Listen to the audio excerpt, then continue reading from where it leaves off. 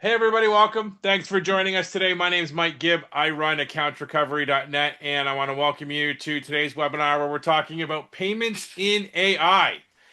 AI in payments is a little like plumbing. Nobody notices when it works and everybody notices when it doesn't. The companies getting it right aren't chasing the flashiest models. They're writing AI into places where money actually moves. So today in this webinar, which is being sponsored by PayScout, we've got a panel of experts here to show how AI is reshaping the payments ecosystem, making collectors more precise and productive, and turning one-to-one coaching into something everybody can have. As I mentioned, this webinar is being sponsored by PayScout. PayScout is proud to offer a full range of payment processing services to the ARM industry. All products and platforms are fully compliant to statutes, regulations, and contractual requirements that impact collection agencies daily. Whether you choose traditional card payments, 360-degree fee-free payments, or the new first-party biller option, PayScout provides seamless integration to your existing systems and processes, either via its strong vendor partnerships or directly through the proprietary Paywire gateway. As an MBE certified organization in various regions, they bring both expertise and purpose to every partnership. This opens new doors for businesses seeking to expand in state and local government, transportation, healthcare, education, telecommunications, and tax and collections, connecting partners to meaningful, growth focused opportunities. As a diverse certified partner, PayScout has access to contracts and opportunities across key industries in state and local governments. You can learn more by visiting them online at payscout.com, and I'll drop a link in the chat that you can use to visit their website. All right, let me introduce you to our panel now, and I'm going to do that by asking them to share a travel destination on their bucket list. First up is Cleveland Brown. Cleveland is the CEO and co-founder of PayScout. Cleveland, what's one travel destination on your bucket list? One travel destination is Bagan, Myanmar. So it's a little ancient city that has literally, thousands of Buddhist temples and pagodas, and it's just something that I want to see and put into my memories. That sounds awesome. Love that. Thank you for sharing that. Michael Lamb is a co-founder and managing partner at Corporate Advisory Solutions. Michael, what's a travel destination on your bucket list? I want to go to Iceland. I keep hearing about it from so many people. It's like a 5 hour flight from Philadelphia, and I hate flying as it is. So I was hoping to get something that was easy, like a direct flight.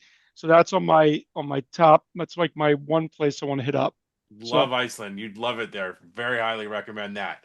Juan Sotelo is a founder and CEO at Cyberdyne. Juan, what's one travel destination on your bucket list? Tokyo. I like Tokyo. sushi. I like minimalism. I hear it's New York on steroids, and I love New York. So I want to experience the experience of Tokyo, the lights, the shine, the people, the culture. I think it'd be a great destination to learn. Love that. Love it. Love the international flavor to our destinations. Thanks to each of you for sharing. All of you who are watching us live, if you want to get stuck, get the chat going, get some engagement going, share what travel destination on your bucket list in the chat. Would love to see those. You could also use the chat or the Q&A for any questions or comments you have during the course of our conversation. If you would like to remain anonymous, which is completely fine, there is an anonymous button in the Q&A that you can click, tap, push, or whatever. And if you do that, I promise you, when you send us something, we have no idea where it's coming from. All right, so let's get into our conversation. So when somebody says in the ARM industry today they're using AI in payments, what are they usually actually doing? Cleveland, what do you think? Loaded question, Mike. What are they doing? They don't. No one knows what they're doing. How about we'll That's start. probably the best answer. We'll start there.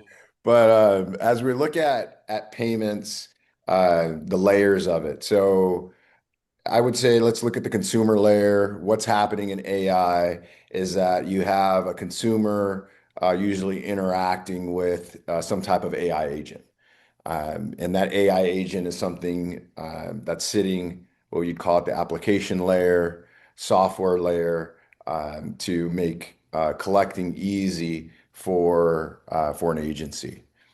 And where the payments happen on our end is we have to integrate kind of the compliant regulatory model of payment collection at that application layer, at that software layer. and ultimately for us, house that into what we call kind of a single source of truth for each of our customers. So that's kind of the flow of it right now.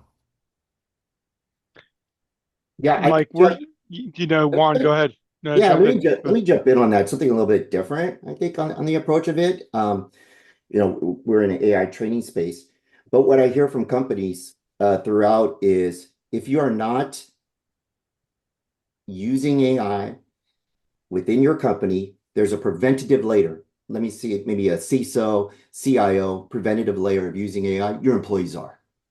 And so if you are not allowing the use of AI in daily functions of their work, they're going to use it in a way that you probably wouldn't want them to use it in terms of input, output. So I think I see that more often than companies that allow a specific use of AI. So I think you either get in front of it or you're going to be behind it because people are using it, whether you allow it or not.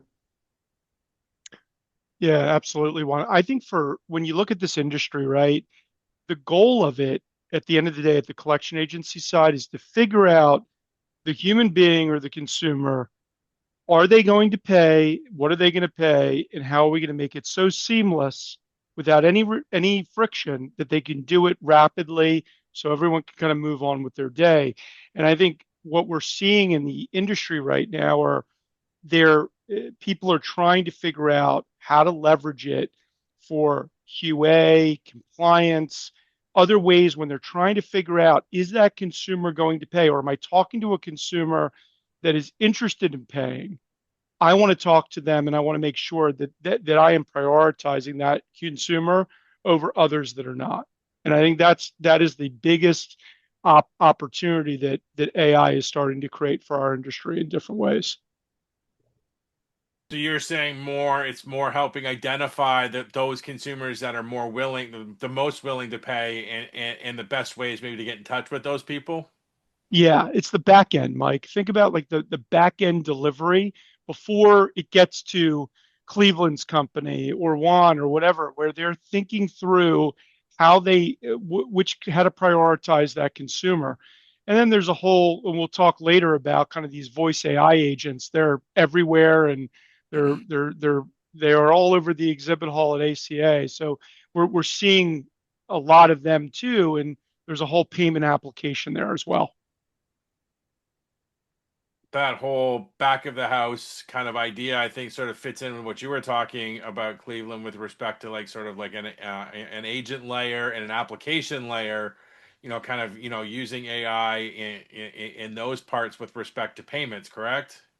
Yeah, that's correct. Really that when you get to, as Michael talked about, the software companies are gonna do what they do and do it well, and you utilize AI for that interaction. And the key at that software layer is to look at what are the tasks that are redundant and repetitive and create efficiency there, and then to identify where human interactions kind of needed when that person wants to make a payment.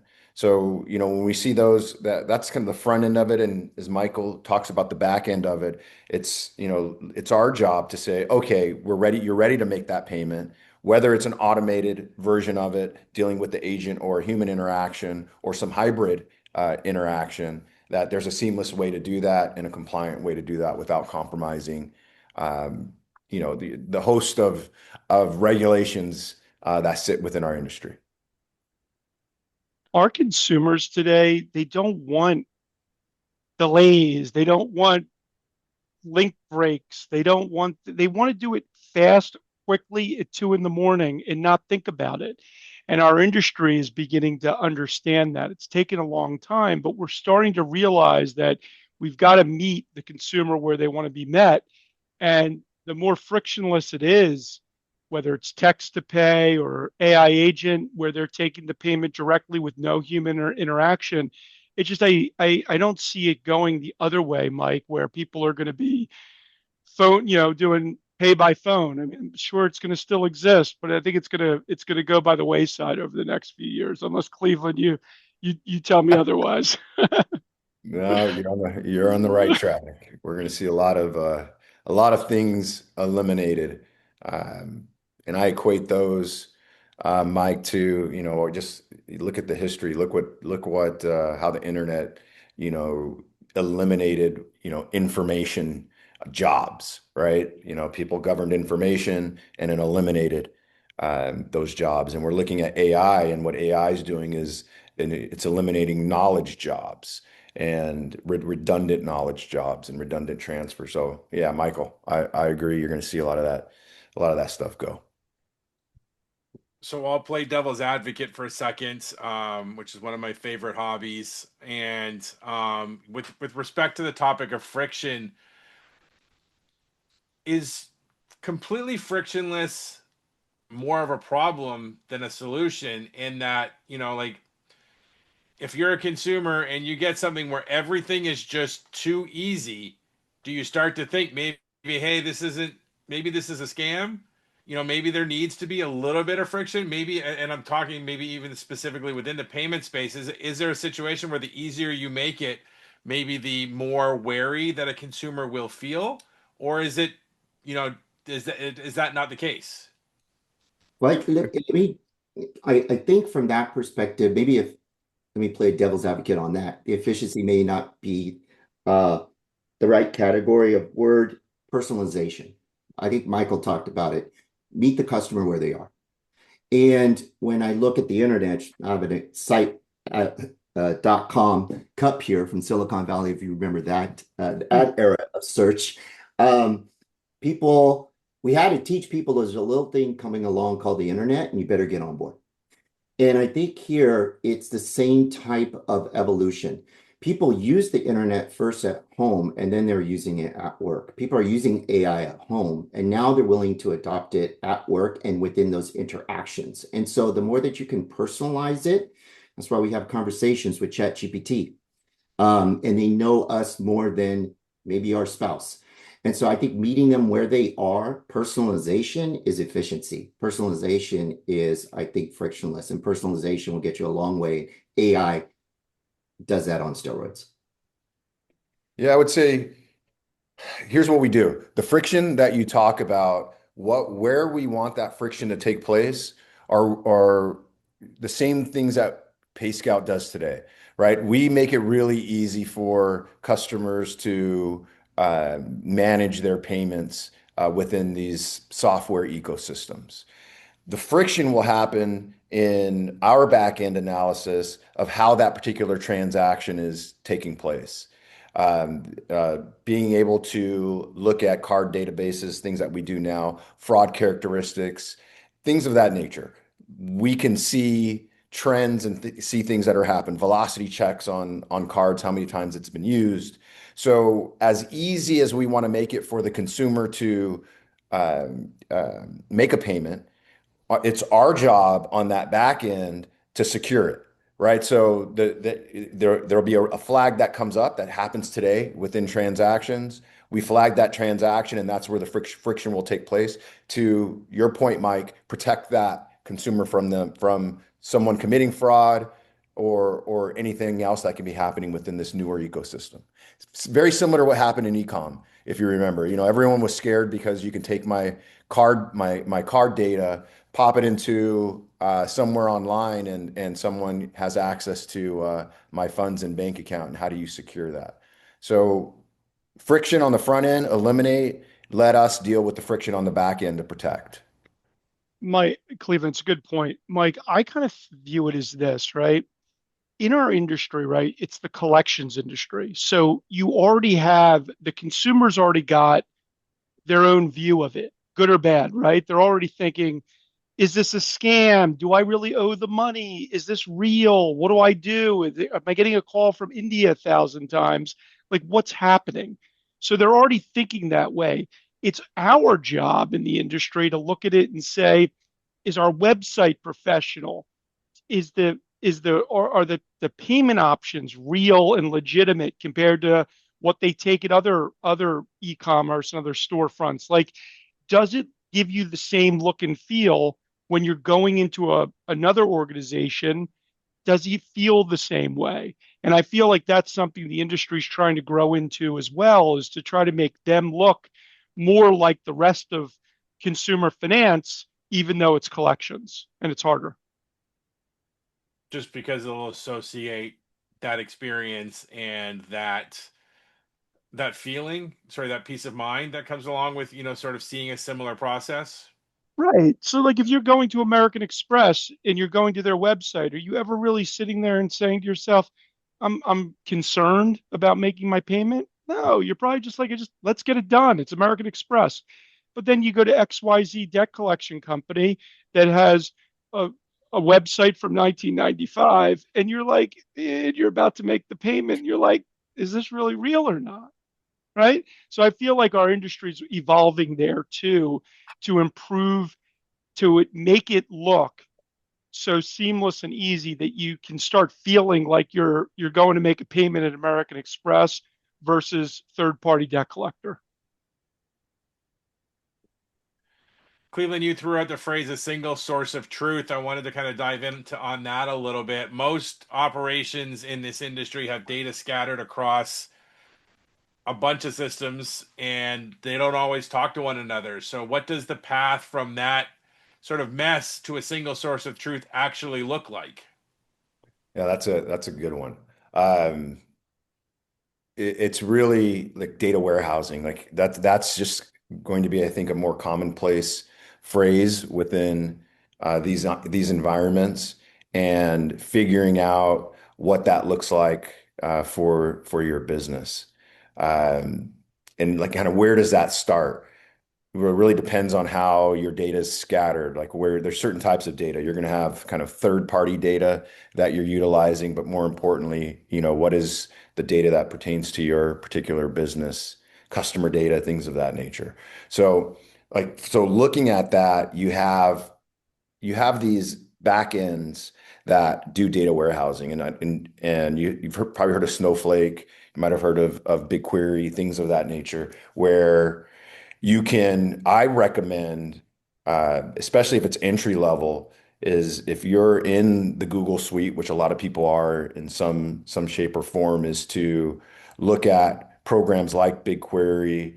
How do I get data into these types of programs and have that single source of truth? Start playing with that and what that looks like. So then as you're looking at using, whether it's Claude, Gemini, Chat, it doesn't really matter, right? You're agnostic at the end of the day in terms of how that data is going to move out and be utilized in the application layer. But that single source of truth is really important, because if you're using, for example, Claude, and you're tying in a whole bunch of different pieces of information and asking, "Hey, Claude, can you manage this data?"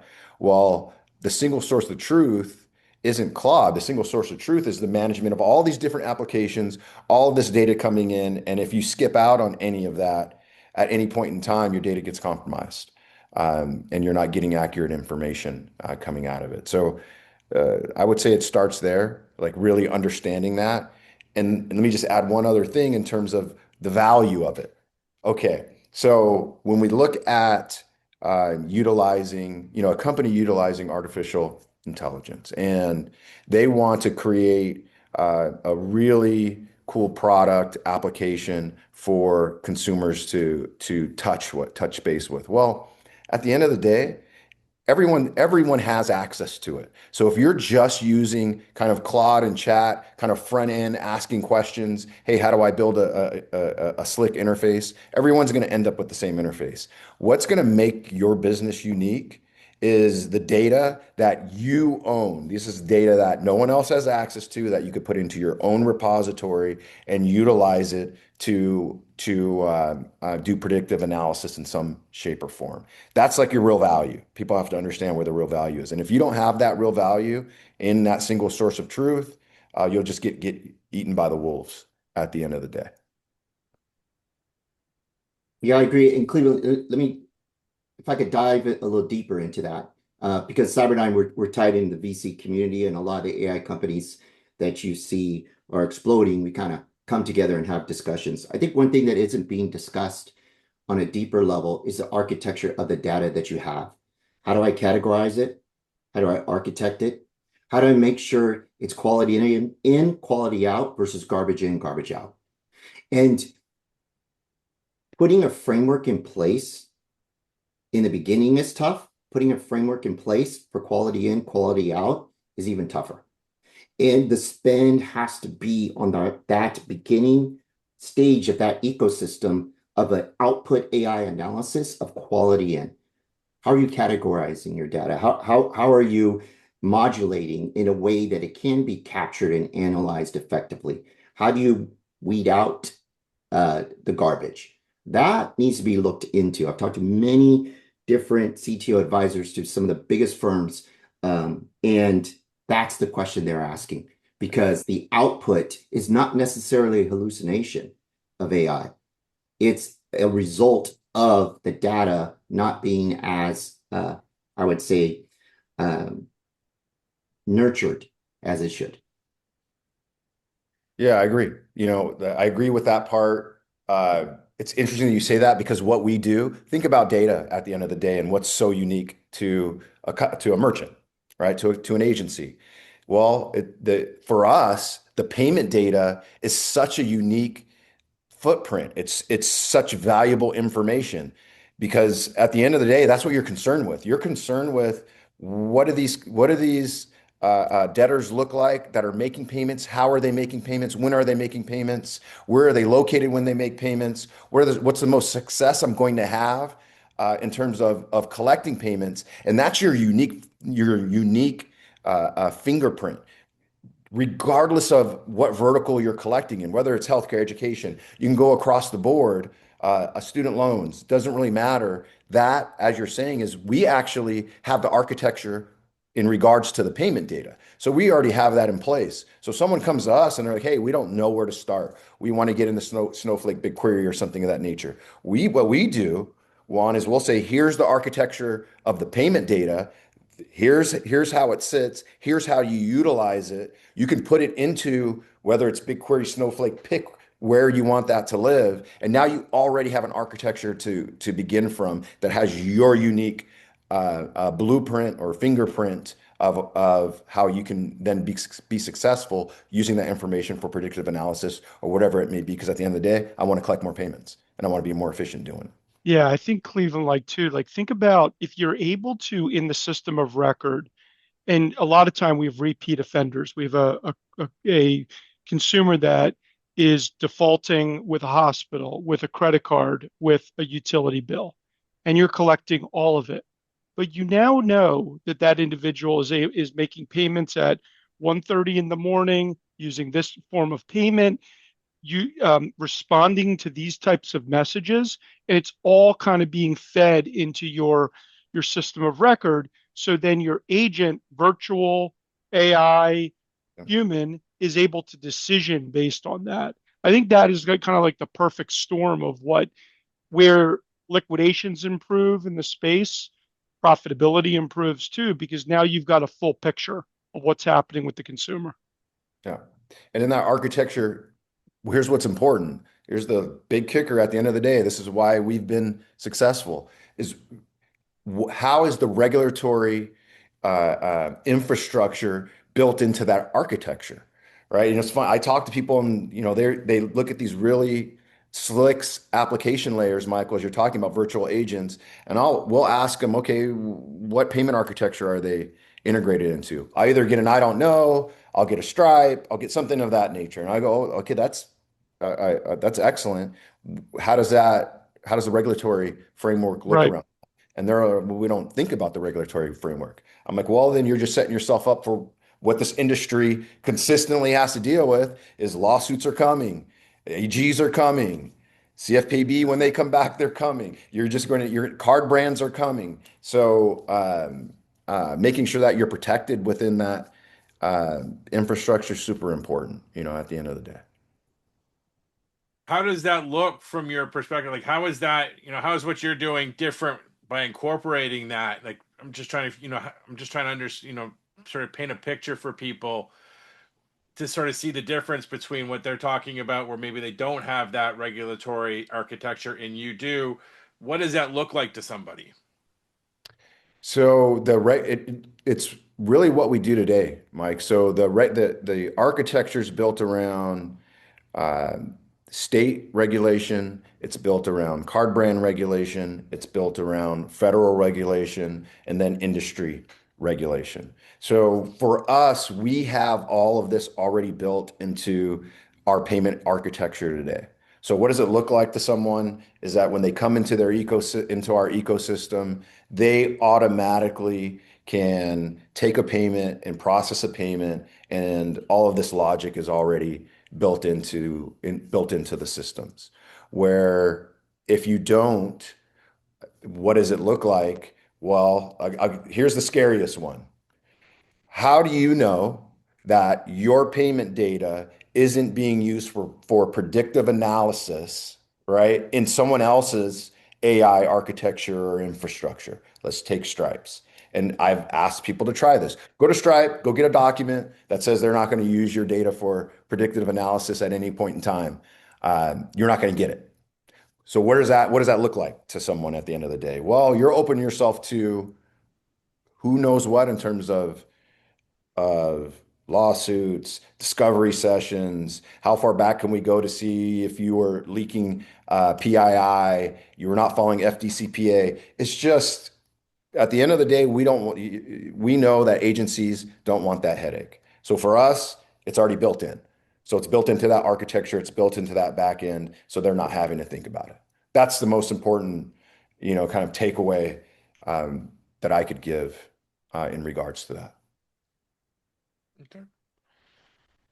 We were talking a little bit about personalization earlier, Michael. And I know you've said that the industry is sort of shifting from that, this mass market approach to a more precision based approach.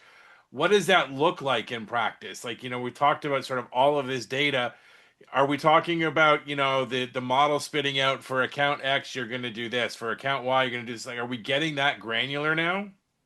We're starting to, and that's really the end game, because the treatment strategy for me or for Cleveland or Juan or you, it's just going to be different based on all these different factors. But we now have all of these new data sets that give us the ability to figure out propensity to pay and the consumer experience. I mean, we all know that the phone-based activity and either letter-based activity is shifting, and it's been shifting for years. But your ability to respond to an email may be different than how Cleveland responds to a text message that requests you to pay. These are all data points that we're just trying to build and utilize for each time that consumer enters into a default pattern. And I think that's where it gets really interesting, because then the human element of the work involved for this industry becomes less and less, which drives the margins too. I mean, is the objective to get to a point where the model is saying X and then, the operation is just doing that without necessarily, needing a human to kind of stand there in between and take that information and then apply it to the account? I think it could, but I don't know, Cleveland. I mean, I think when you look at balance sizes, and for depending on how you see it with your payments, I think there are balance sizes, Mike, that all day long you can use these digital workflows. But the larger balances like mortgages and student loans, I think it gets a lot more complicated just to assume it's going to be all digital and no human interaction all the way to payment. Yeah, that's just really going to be predicated on kind of the flags and exceptions that govern that particular debt. Once again, to not think about it is the key. The key is we'll let the AI do as much of the information gathering and automation possible up to a point where when the human has to interact, they know exactly why they're interacting with that particular debtor, right? They know exactly the problem they need to solve. They're not looking for discovery. I know this particular debtor wants to negotiate something outside of our negotiating tool, and I'm going to have that conversation, and I don't need discovery, and all the dashboard's going to be in front of me. So, if it could, Mike, I believe there will be occasions where like simple debt can be satisfied in that scenario. But we just have to make room for more complicated decision making and make it easy for that person at the end to assist. I think let me look at a macro view of this. It's an interesting conversation years ago with Sam Altman. Everybody knows him now. He used to be president, CEO of Y Combinator, the biggest accelerator funder of startups at pre-seed stages. And he was on stage and he was talking about his new adventure, this thing called, time, what's now known as ChatGPT. And they said, hey, you've gotten tons of money and you don't have a business model. You don't know how to make money. And he goes, well, I'm gathering all the data and I'm just simply going to ask my chat, how do I make money? And everybody laughed. And they said, that isn't a business model. I think gathering as much data as we can in this entire ecosystem, whether it's in debt collection, whatever, every single bit of data from an executive level standpoint, and just asking, what am I missing? What am I doing right? What am I doing wrong? How can I improve? Data is key. And absorbing that and having that executive coach be your chief board advisor, I think is going to revolutionize the industry and find things that we don't know.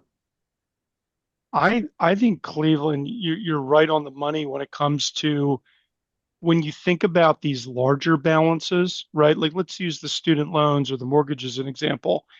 If that agent is armed with all the AI, literally when that click over occurs and that consumer hits on the phone, they know everything they need to know about what's going to happen. Like, did they make the payment? Were they aggressive on the phone? What attitude should we how empathetic should we be? Yeah. Well, whatever it is, like that leads to an AI powered agent, a human being that is able to handle pretty much anything that gets thrown at them with all the tools at their fingertips. That to me seems like a win-win for the space that drives their revenue and their profitability as a result of it, right? Yeah, agreed. I mean, that's what we call high judgment knowledge work, right? Right. That's where the human like comes into play. And you kind of nailed on what are the kind of three things that make it effective, Mike, for like agencies and when they're training their collectors.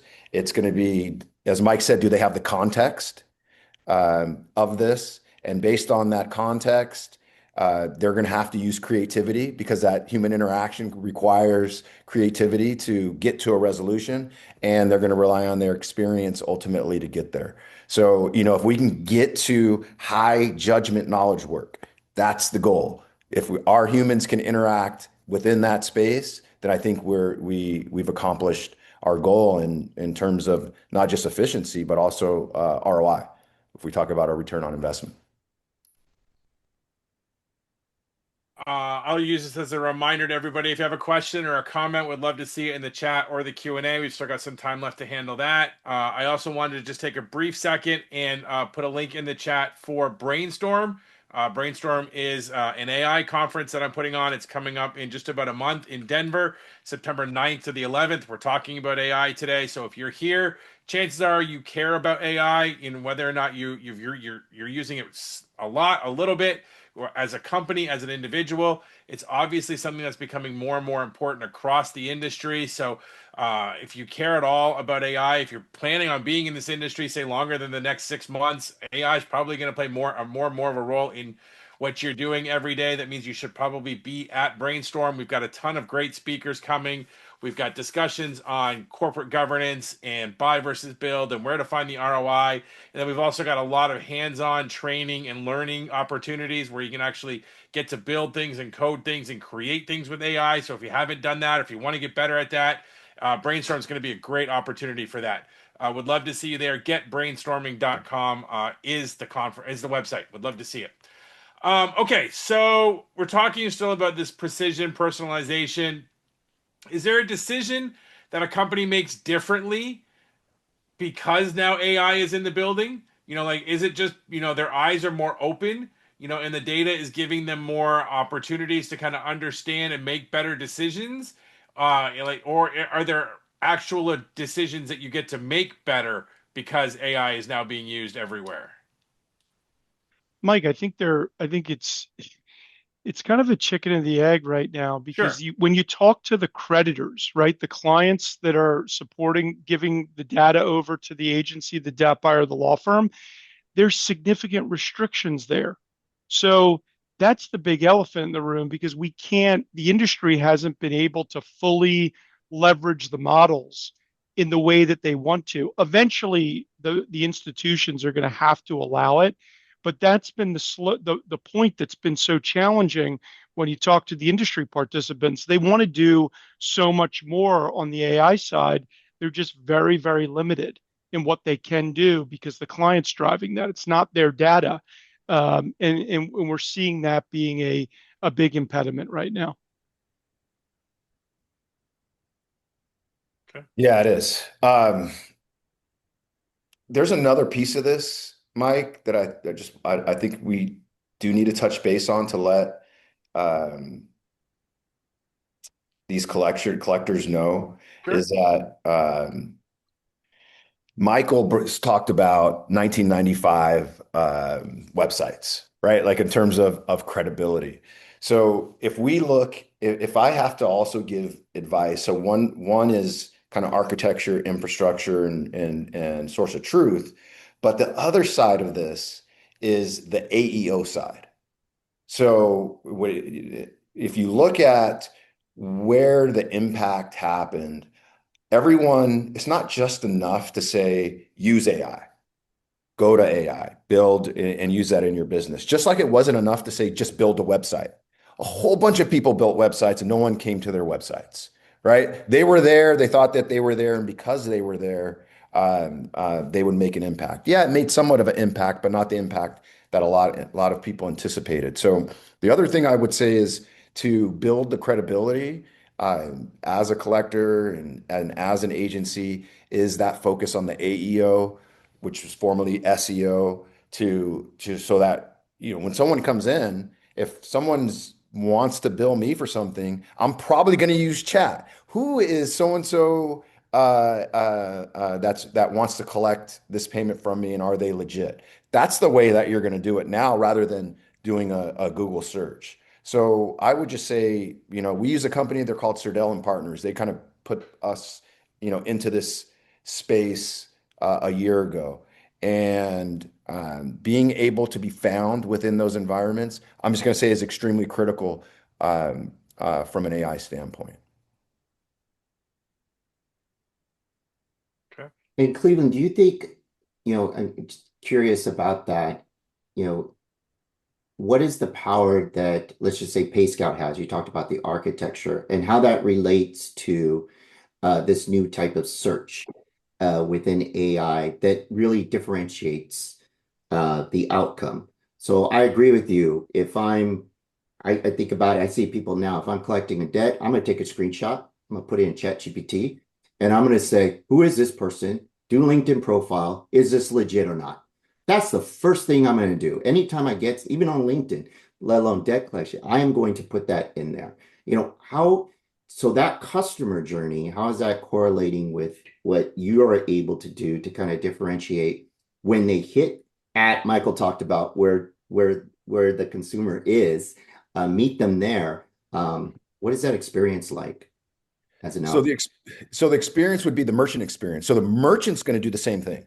So what you Mm. just explained right now, the merchant is going to go into chat and say, how do I build or source the most compliant architecture and infrastructure for payments, right? With my whatever it may be, whatever that you're using in terms of back end. And it's our job then to be, when they do that particular search in chat or whatever it may be, is that we're found, right? That we are a thought leader there. So when they are making those decisions, they need to be able to find us just the same way you need to be able to find them as a debtor. So it's really, when you ask about the journey is the same. They're going to do exactly what you're doing when they're sourcing a compliant provider, and it's up to us to be found, right? So that's and have the information available for Claude or chat or whatever it may be to give that decision maker the information they need to be able to find us and be in a compliant format. So that's what I would tell you is that's why I brought up AEO as such an important part of this, is that that's exactly kind of the very front end, right? The first step in this decisioning.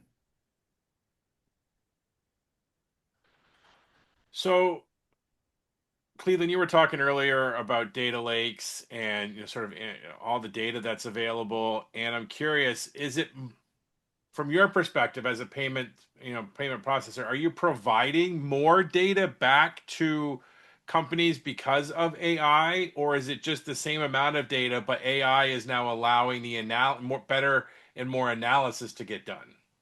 Yeah, it's the latter, Mike. So it's not there, we're not providing more data. What we're doing is we are allowing them easier access to that data as it applies to their AI architecture and infrastructure. So, building really easy APIs. So for us, we'll have an API that allows you to take that data, import it into your a secure environment, and then utilize that data as you see fit. At the end of the day. So that's important to us, so that they have a better understanding of, and they're going to ask their questions, right? We just have to make it easy for them to be able to ask questions, access the data, and then utilize that data for decisioning. So that's how, that's how we look at it. But it's not, here's one thing I will tell you, our architecture is nice. So if you look at the structure of how we have the data organized, Juan brought it up earlier, that it's really important in terms of frameworks. At least you can look at the, Paywire framework. That's our payment gateway. Look at that framework and utilize that framework as you're looking at how to architect data in your own environment.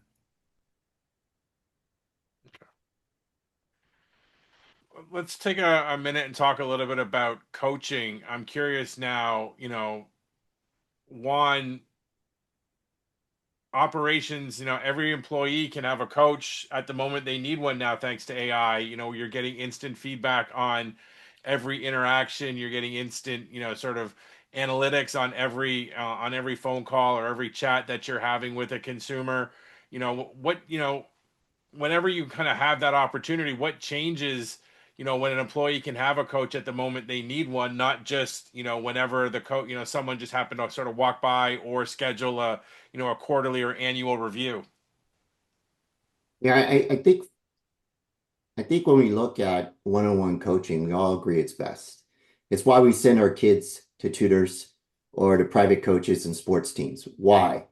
Why? Because you're seen, you're analyzed, a feedback loop, you adjust and you repeat, right? And it's this immediate personalized feedback loop that was not accessible before. AI scales one-on-one coaching. And so it's really meant for executive coaching. And now everybody can have that personalized approach and that feedback loop, not just when you're onboarding, but ongoing and at a fraction of the cost. That's the scale. And the key is to have it personalized in a way where you're not just regurgitating what they memorized, but for us, we measure your presence, your tone, your empathy, your body language, your facial expression, your pronunciation, your filler words. We even measure fidgets in terms of how your body language is. It's how we communicate. That's how we're communicating here. People are analyzing us, not just in what we say, that's a bit of it, but it's how we say it. And I think that is an elevated level. When I look at training budgets, we used to think it was an HR, well, a lot of people do just think of it as an HR function. But I think that's moving into hard ROI when it comes to sales calls analysis. And for managers to be able to analyze your entire team and how they've done and how they've shown and been present, and to get instant feedback into who needs help and where and why, that data in, data out gives, I think, these leaders an order of magnitude greater feedback loop to their employees. And I think it's going to help with retention and effectiveness in terms of collecting or whatever function you may be doing. I agree, Juan. I feel like with managers today, especially in collections, have so much access to more data than they ever have before to determine what agent should get certain types of accounts, certain types of consumers, at what times of day to interact with them better than another agent may. And that's the name of the game for this industry, is to make sure you're putting the counts where they need to go. So I feel like the data sets are so we've never seen so much access to information to for training in HR purposes than we ever have before. Yeah, what does that look like, Juan? When I look at like collectors, you're frontline, right? You're there, you're trying to collect this payment, and there's so many different scenarios. How does that, I mean, how would you apply that in that particular case when it comes to training? Well, what's great about with AI, um, we're Google for Startup Cloud Partner, and they have this great video generation tool called Flow or Veo 3. And you're able to build now scenarios in minutes instead of months. And you're able to have variations of those scenarios. So I'd go and analyze the data of I can analyze in seconds. What are my top calls this week? What are the calls that I need help with in terms of my team's performance? I instantly in real time can go back, develop video scenarios, and then have talk to an AI persona and have responsive feedback on what I say, and to have an outcome of a coach telling me whether I performed well or not. And have a library of 100 videos in a week based on what I see as a problem, and have that coach give immediate feedback. And then if I'm Michael, I'm a leader, and I'm going to say, how did everybody do? Who performed well? Who didn't perform well? Why? What's the game plan for next week? And then boom, spit out a plan. That used to take a year, and you didn't have specific data to help Michael make that judgment call. And you could say, hey, Mike, eye contact was about 18%. We want to elevate that. At that moment when you asked, you did not exude confidence. You looked away. I think we need to work on that. And so for Mike and Michael directing, he could say, let's work on eye contact and personalize that training for Mike. That to me is game changing. And that to me leads to really good hard ROI. Question from the audience. I'll use this as a final reminder. We've got a few minutes left. If you have a question for our panel, drop it in the chat or send it in through the Q&A. Question that came in is, when it comes to federal and state regulations and programming the AI to follow these, what's the best strategy to test and ensure that these are being followed? How much human interaction should be involved at this point? That's a good question. So the the testing of federal regulations would be housed in the logic that exists in the software. So it's the same as what we do now. Like, so when a payment's taken, the question will be, hey, how does PayScout kind of govern all of these things? And we do that within the logic.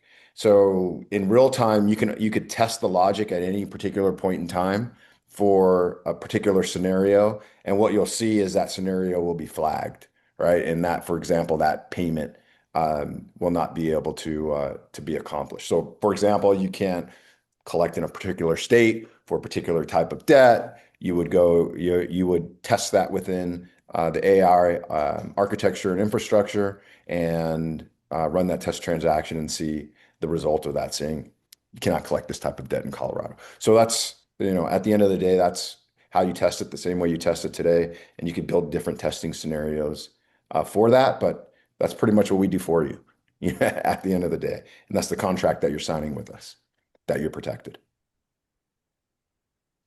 And we take the liability. So that's the easiest way at the end of the day. Sign this and make sure that we're taking the liability for it. Hopefully that helps. Let's spend a few minutes talking about, I think, something everybody's wrestling with when it comes to AI and the investments, and that's the ROI.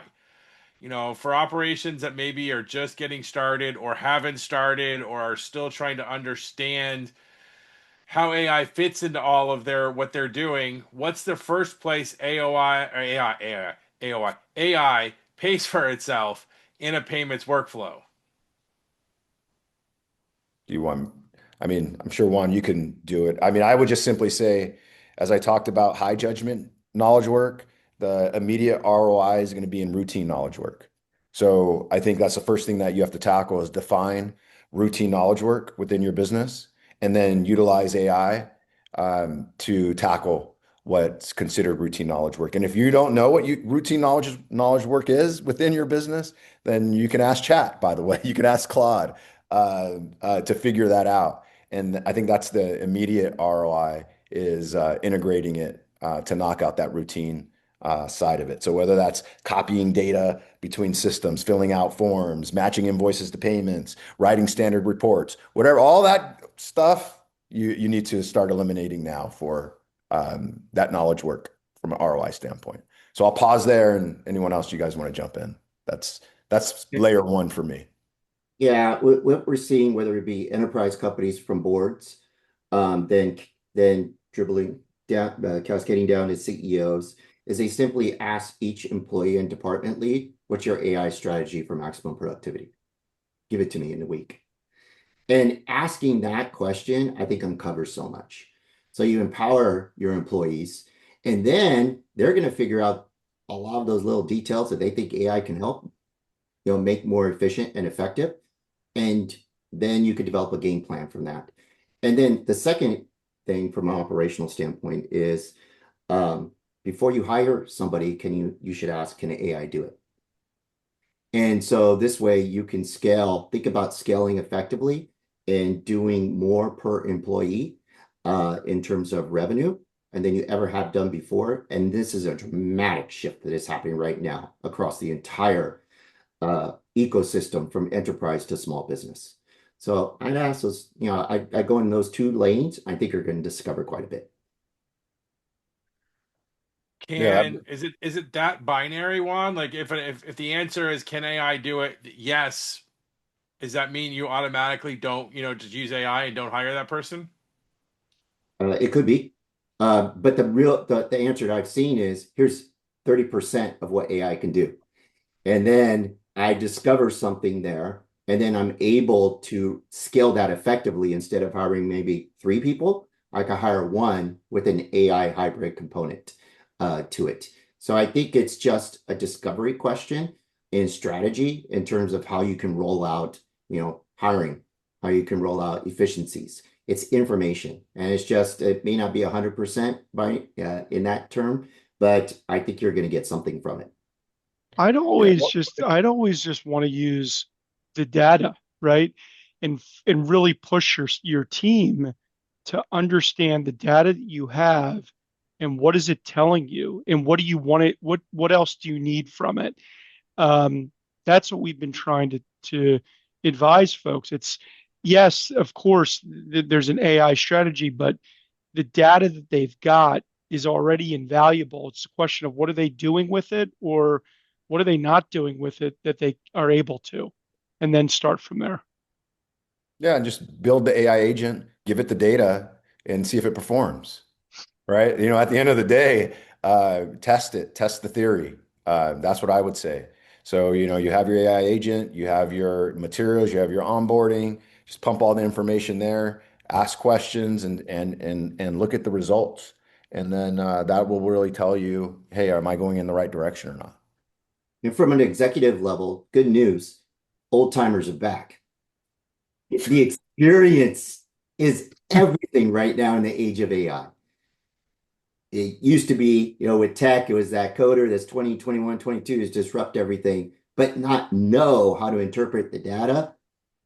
It's the old timers with the experience that had the bumps and the bruises that can analyze the output and say, listen, I understand you think this.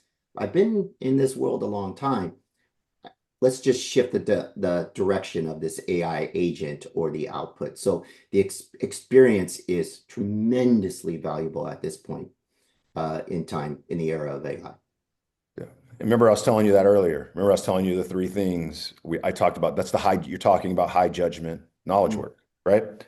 Context, creativity, experience.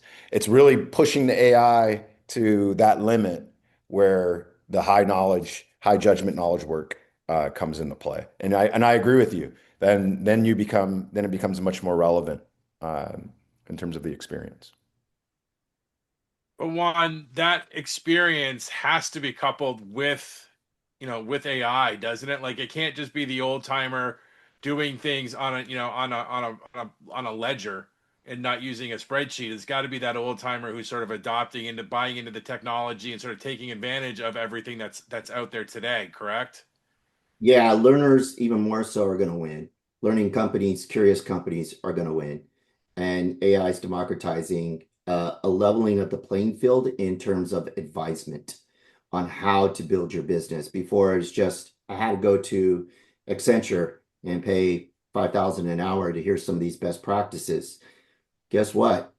I just went pro chat GPT and I got 95% of that advisement consistency. I'm going to go with a cheaper, faster, better model in some cases. And so I think, yes, as old timers, you have to embrace the new technology, or you will become, instead of old time, a fossil, and you don't want that to happen. Yeah, and the approach is here's the challenge. This is the fun part, right? For someone that has this knowledge base and experience is to challenge the AI.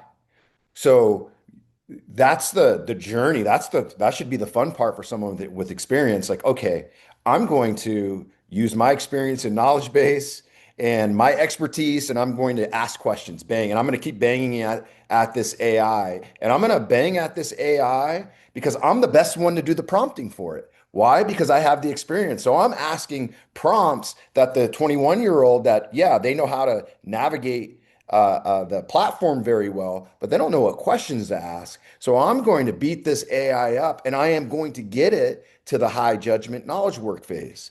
And I'm going to be able to get there faster than someone that doesn't have this data. So that's the approach. If I'm someone with experience, I agree with you, Mike. They got to embrace it. You can't be on ledgers. You can't say, I'm going to use a spreadsheet or I'm going to Google something anymore. You go and just bang at that thing as hard as you can with all your might. Get to that endpoint. You get there faster than the 21-year-old. Now you're better to compete because you got to that point quicker than they did. Excellent. Well, we've used up just about the whole hour. We've got just a couple of minutes left here. And what I want to do is give each of you a chance to share some parting words for the audience. If there's a most important takeaway that you want people to remember, you can share that. If there's something you think everybody needs to do and you want to assign homework to everybody, I know everyone loves getting homework, so you can do that.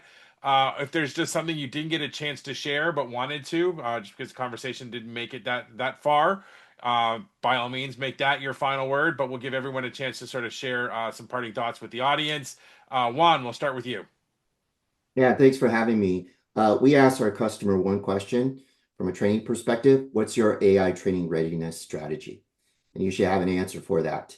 And we used to have professional sports team budgets to get professional sports team outcomes, which we always have analogies for. But now you can have rec budgets and perform at a level of a sports team because of your ability to scale one-on-one coaching. So I recommend everybody take a deeper look at what's my AI training readiness plan. Love that analogy. Thank you. Michael? Go to your website of your agency, your debt buyer law firm, pretend you're the consumer and try to make a payment and see how frictionless it is or not. And make some significant changes and then think about where you could apply AI as well. I can't tell you how many sites I go to that I'm blown away by in our industry that can be so much better and more user friendly. You end up with as much hair as I've got doing that. Yes. Cleveland, final word. Final word, it would be just understand AEO. Understand what your AEO strategy is. If you're not found within these environments, then you don't exist.